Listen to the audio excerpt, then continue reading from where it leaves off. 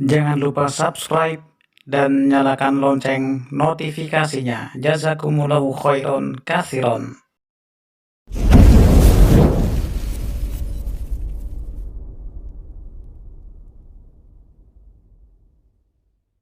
Bismillahirrahmanirrahim. Assalamualaikum warahmatullahi wabarakatuh.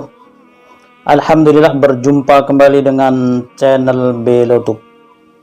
Sahabat sekalian, apa kabar? Semoga kita selalu dalam keadaan sehat walafiat, tidak kurang suatu apapun, dan selalu diberikan kebahagiaan dunia hingga akhirat. Amin ya rabbal alamin. Sahabat sekalian, kali ini kita akan mendengarkan sebuah kisah perjalanan mualaf seorang pria Chinese dari Singapura. Dilahirkan dari kecil sebagai penganut Katolik, namun karena suatu hal beliau menjadi ateis. Kisahnya menjadi seorang ateis atau tidak bertuhan itu bermula ketika beliau kuliah di Australia mengambil jurusan filsafat.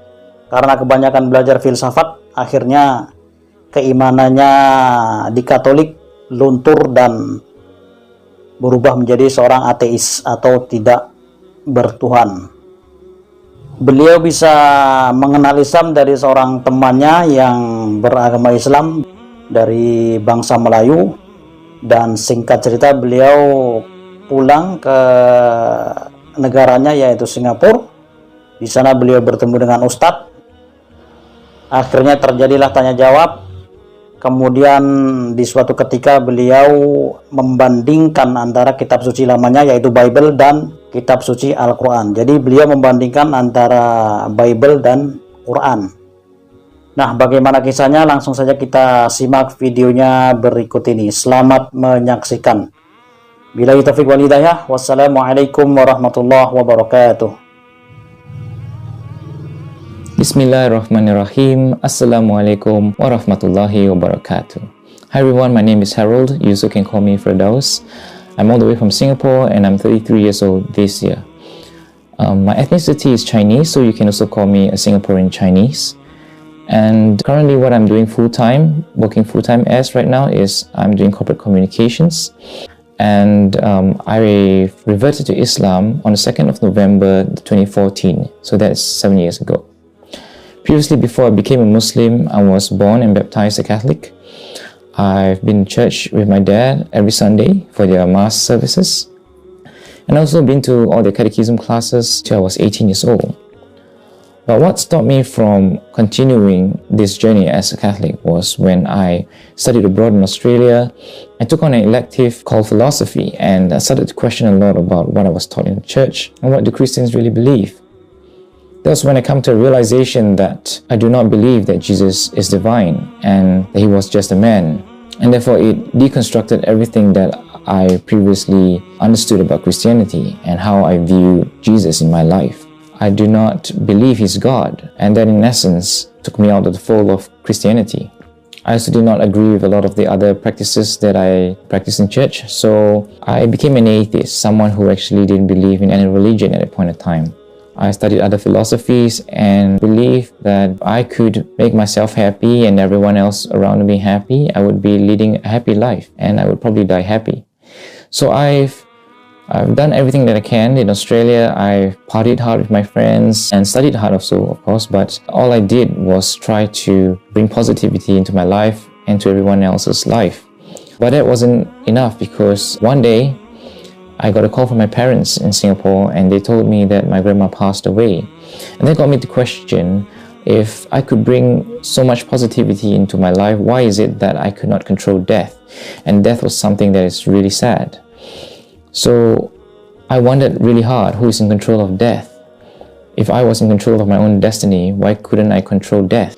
And that was when I started to believe that there's actually a supreme being out there. But I did not want anyone to tell me, or any religion to tell me, who this supreme being is. Because I believe that all religions at that point in time was just a human construct, something that we made to comfort ourselves to get through life. And so I just became an agnostic. I led a life without a religion. I thought that as long as I believed there's a God, it was enough. But it was not enough, because what is the true measurement of goodness? I couldn't measure goodness based on my terms, but what is God's terms of goodness? So I went back to Singapore after completing my graduation in Australia, and that's when I met a colleague of mine at my first job. She's a Malay and a Muslim, and we started to develop a friendship, and that friendship got further on into developing more feelings for each other. So when that happened, I told her up front that you are a Muslim and I'm not a Muslim, so I don't think our relationship can actually go any further. And that was when she told me, why do I not give Islam a chance to explain itself to me, and I should do my own research. So she invited me to Darul Arqam Singapore, which is the Muslim Converts Association in Singapore, to go and find out about Islam on my own. And of course, I was being arrogant and thinking that, I'm probably going to get all the answers right. I'm going to question the teacher over there, and the teacher will not be able to answer my questions because they're going to be deep questions that, a philosopher would ask. So I went for their basic course to Islam. That's when I tried to understand a bit about the religion. And she told me that, at the end of the class, you can write down all your questions that you have and just ask the teacher, which was also known as the Ustaz at the time. So that was Ustaz Saifur Rahman, who I met in class. At the end of his lesson, I prepared 3 questions for him. I asked him the first one, which was, why do you say there's only one God? Why do you not say there's 2 or 3 or 4 gods? Why do you believe in just one God?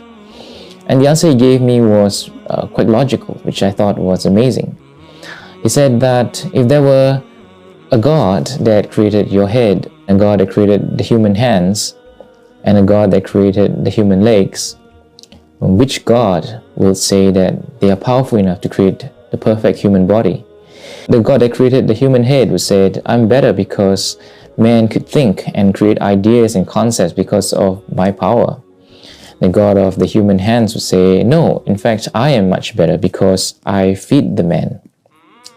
And the God that created the human legs would say, it's me that's much better actually because of my powers, man can travel great distances to find food and to feed himself, to shelter himself.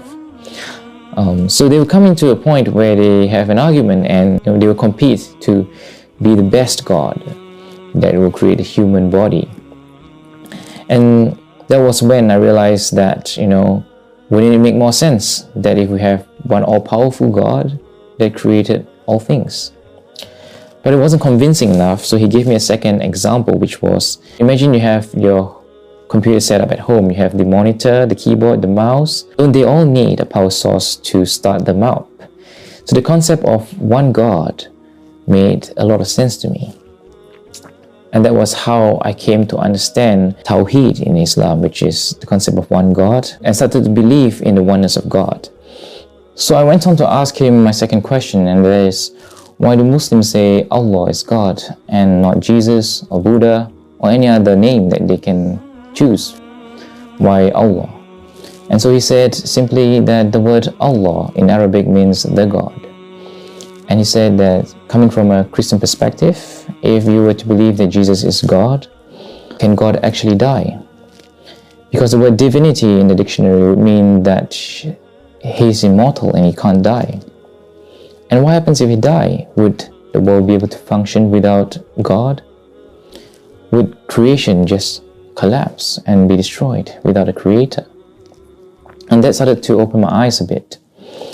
But I wasn't fully convinced. And then he said, does God need to sacrifice his son in order to forgive all your sins? Would it be more merciful coming from a God that says, I forgive you the moment you ask for forgiveness? Would a God be more merciful to forgive you if you ask for forgiveness? And that made a lot of sense to me, because why do we need to have a human sacrifice in order for God to forgive us? So I said, okay, Jesus is not God, so what about Buddha? And he gave me a simple answer to that also. They said from his understanding about Buddhism is that Buddha did not even say or claim that he is God. From the holy scriptures of the Buddhist, Buddha was teaching a way of life, how to live a good life. and very much how to be a good person in this world with the absence of God. And that made sense to me. Why can't we live a good life without having God? And he said, how can a creation exist without a creator? If there's no creator, there would be no creation. And so Islam felt really complete to me. So I went on to asking my third question, and that is, what do Muslims believe in? Why Allah? Who is Allah? And he said, Allah to the Muslims is that He is the one and only, creator of the heavens and the earth, the eternal and the absolute. He neither begets nor is He begotten, and nothing in this world or anywhere else can be compared to Him. And that is the fundamentals, the basic of understanding who God is to the Muslims. And that made a lot of sense to me, because if God, the Supreme Being, the all-powerful Being, is all-powerful and almighty, how can anything physical or anything in this world be compared to Him? Take for instance, we have our five senses, and they're all limited. What we can see, it's probably only 180 degrees the most. Our taste buds going to taste certain palates, and our hearing, certain decibels, we can't hear them. Everything that we have in this world is limited. And the universe is something that is infinite. So how can we use something finite to measure something that is infinite? And if we believe in an all-powerful and everlasting God, creator of the heavens and the earth, how can we then limit all His power using our limited senses, saying that He's a man, or by saying He's anything else in this world? It would only be a fraction of who He really is. And that's why I came to that realization. But I wasn't really ready to be a Muslim yet, because there's a whole lifestyle to live if I wanted to be a Muslim. But I was still studying about Islam. I went to study about the prophets, all the prophets of Islam, what do Muslims practice in their daily lives. And I found that the hardest thing to do would be fasting, because I've never fasted my whole life. And also, I did not want to keep my girlfriend at the time from waiting. So I thought I should give her an answer soon if I really wanted to be a Muslim, and whether this relationship should go on.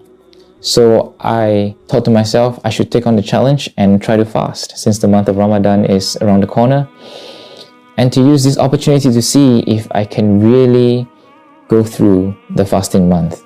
And Alhamdulillah, Ramadan came. I tried to fast, and I managed to do all the 30 days of fasting. I was so amazed that I could do it. And somewhere around the last week of the holy month of Ramadan, so this is the turning point of the whole story.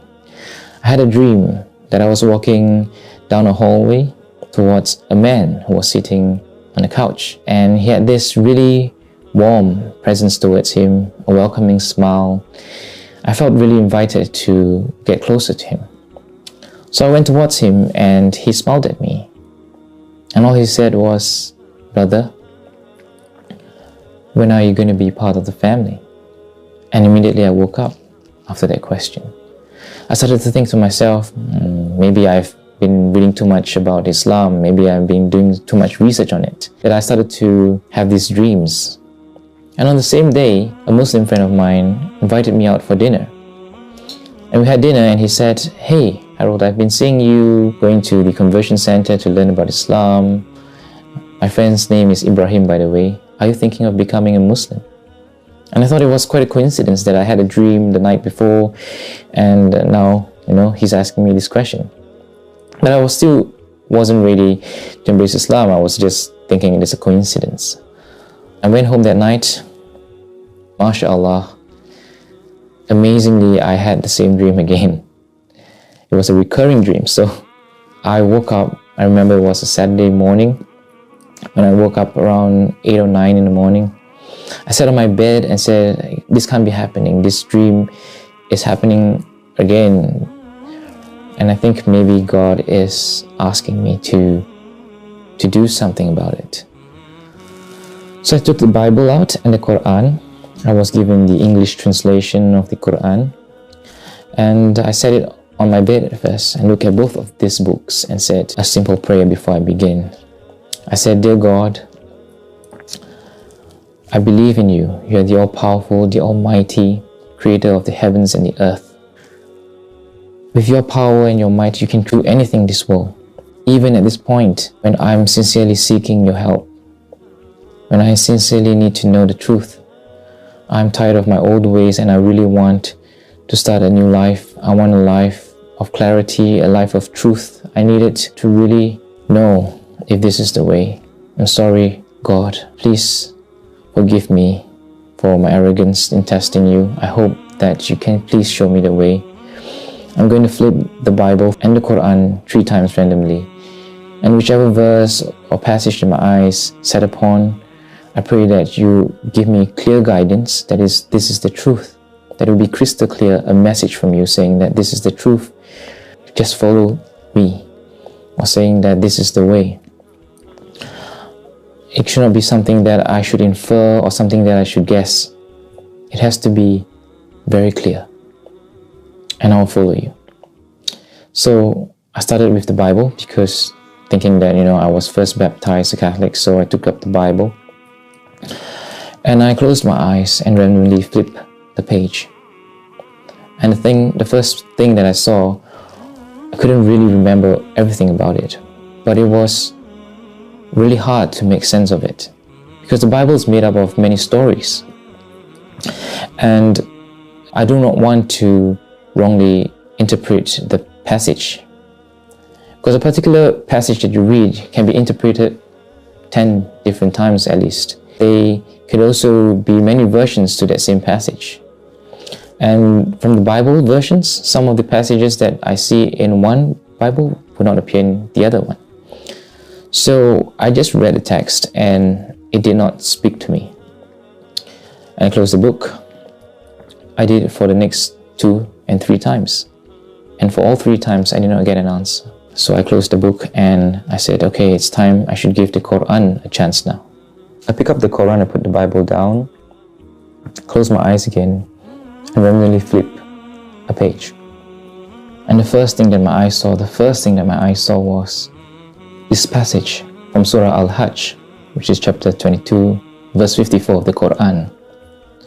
And in Arabic it goes, أعوذ بالله من الشيطان الرجيم بسم الله الرحمن الرحيم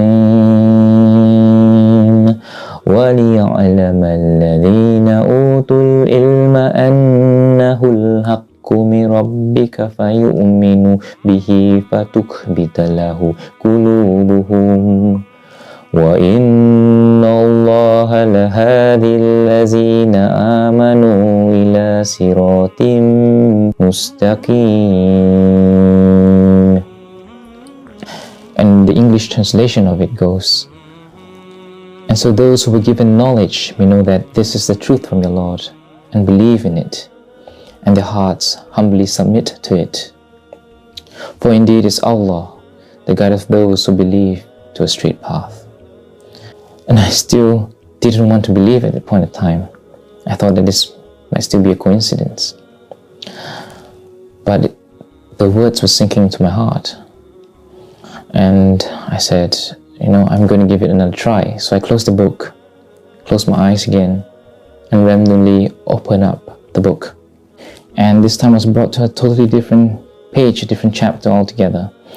Surah Fussilat, which is chapter 41, verse 53 of the Holy Quran. And in Arabic it goes, أعوذ بالله من الشيطان الرجيم بسم الله الرحمن الرحيم سنريهم آياتنا في الآفاق وفي أنفسهم حتى يتبين لهم أنه الحق أولم يكف بربك أنه على كل شيء شهيد. And the English translation of it is, and we show them our signs in the horizon and within themselves until it becomes clear to them that this is the truth from your Lord. But is it not sufficient that Allah is over all things a witness?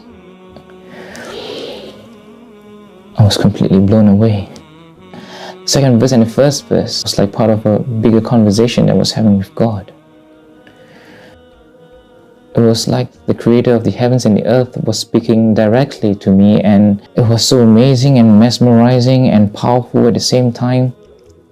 It wasn't like a bad feeling of being terrified, but it was a feeling of awe. And I didn't want to test God the third time. It was wrong. So I immediately humbled myself and said, I'm so sorry, Lord. Please forgive me. I'm really thankful and grateful that you answered my prayers and you've shown me the way. Please, Lord, please accept me and make me one of your believers. And that was when I had no excuse. I just decided to take the leap of faith, because you don't know when death is going to come for you. And having shown the truth, how can I still deny it? So I immediately called Darul Akam Singapore and told them I was interested to be a Muslim. Is there a way for me to be one, and how do I go about it? And I had to wait for a month before I went to get my conversion done. But during this whole time, I was really grateful and I felt at peace knowing that I've come to the truth. And so on the 2nd of November 2014, I went to Darul Akam Singapore, and I was really blessed to be given this hidayah from Allah, and I took my shahada. And the feeling right after I said those words in the declaration of faith, I felt a wave of emotion overpowering me, and it was like mercy. It was like your heart started to feel so much at peace and at ease, and love coming into your heart. I just felt so close to a presence that loves me, that would embrace me and would say, I've always loved you. And I was kind of crying inside my heart. It's really hard to describe this until you said Shahada. But that moment was really something I'd never felt before.